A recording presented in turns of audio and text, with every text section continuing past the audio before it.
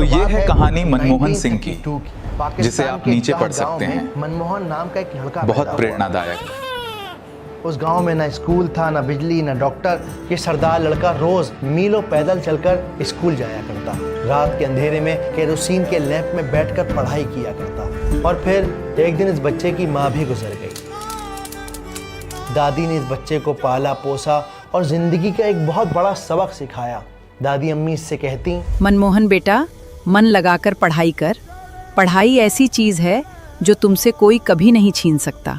और मनमोहन ने शायद दादी की इस बात को गांठ बांध लिया और देखते ही देखते मनमोहन ऑक्सफोर्ड चले गए, जहां उन्होंने अपनी पीएचडी कंप्लीट की। हिंदुस्तान वापस आकर तकरीबन 3 साल तक मनमोहन जी ने बच्चों को एज ए प्रोफेसर पढ़ाया। उसके बाद इंटरनेशनल यानी वेस्ट से उन्हें बुलावा आ गया और उनसे कहा गया कि आप हमारे मुल्क में आके हमारे साथ काम कीजिए, हमारे बच्चों को पढ़ाइए।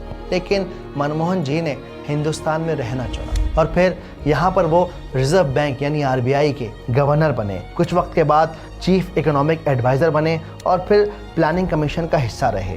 1991 में हिंदुस्तान इकोनॉमिक क्राइसिस से गुजरने लगा, लेकिन 24 जुलाई सन 1991 को एक ऐसा बजट पेश किया पार्लियामेंट में कि जिसने हिंदुस्तान की तकदीर को हमेशा के लिए बदल दिया। सरफरोशी की तमन्ना अब हमारे दिल में है, देखना है जोर कितना बाजुए कातिल में है।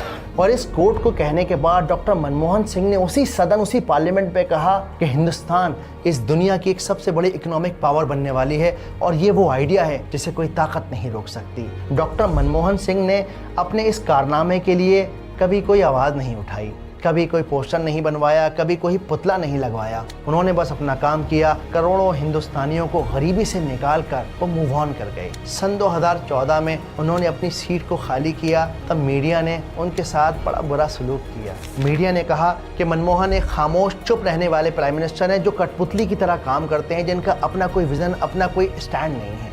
डॉक्टर मनमोहन सिंह को जब ये बात पता चली तो बस उन्होंने इतना ही कहा कि इस कंटेम्प्रेरी मीडिया के मुकाबले हिस्ट्री मेरे साथ ज़्यादा नरम सलूक करेगी। सन 2010 में एक गैदरिंग में ex prime minister doctor Manmohan Singh ने कहा था कि आज मैं जो कुछ भी हूँ वो सिर्फ अपनी एजुकेशन की वजह से हूँ।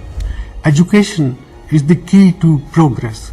हज़ारों मिसालें हैं हमारे आगे कि किस तरह एजुकेशन ने, नॉलेज ने लोगों की ज़िंदगियाँ बदली हैं। और अगर आप